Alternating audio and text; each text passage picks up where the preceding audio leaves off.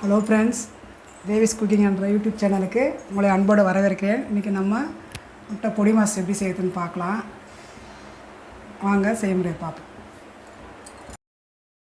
காய வச்சுட்டு எண்ணெயை ஊற்றியாச்சு. இதுக்கு அடுத்து நம்ம கடுகு போட்டுக்கலாம். கடுகு ஒரு 1/4 ஸ்பூன் போட்டுக்கலாம். கடுகு பொரிஞ்சிச்சு. நம்ம இதில் பாருங்க 2 வெங்காயம் அரிஞ்சு வச்சுருக்கேன், பெரிய வெங்காயம். இதில் போட்டுக்கலாம். நல்லா வதக்கிடணும்.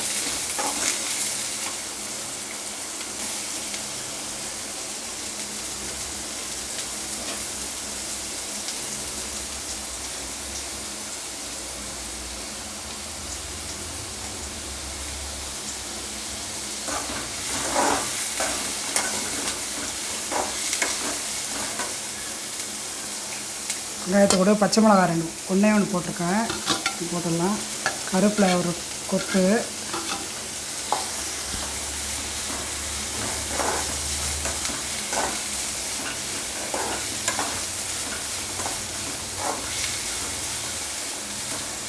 நல்லா வதங்கட்டும்.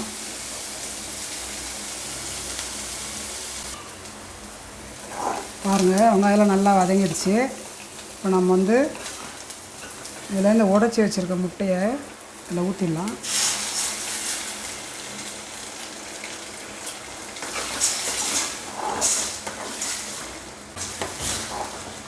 ஊற்றி நம்ம அப்படியே கிண்ட வேண்டியதான்.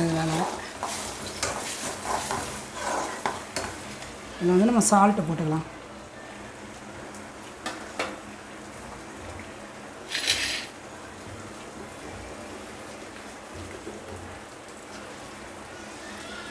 சால்ட் கொஞ்சம் தூவிடலாம்.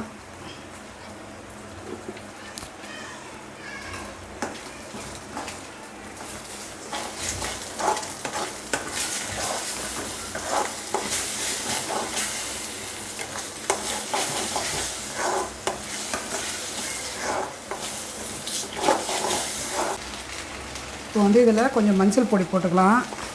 சும்மா ஒரு சிட்டிக்கால போட்டால் போதும். அதுக்கடுத்து மிளகுத்தூள் பெப்பர் போட்டுக்கலாம். ஒரு 1/2 ஸ்பூன் அளவு போட்டுக்கலாம். இந்த சோம்பு பவுடர் கொஞ்சம் போட்டுக்கலாம். அதை போட்டால் தான் நல்லா கொஞ்சம் வாசனையாக இருக்கும். சோம்பு பொடி போட்டால் முட்டையில் அதுவும் மஞ்சத்தூள்லாம் சேர்ந்து போட்டு பொரிச்சா தான் நல்லா டேஸ்ட்டாக இருக்கும். அதே சமயம் வாசனையாகவும் இருக்கும், நல்லாயிருக்கும். அது மாதிரி நீங்கள் செஞ்சு பாருங்கள்.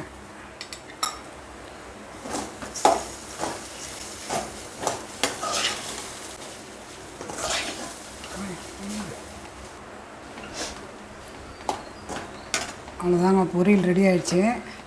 நம்ம இது ஒரு வேறு பாத்திரத்தில் மாற்றிக்கலாம். அவ்வளோதான், ரெடி ஆகிடுச்சு முட்டை பொடிமாஸ்.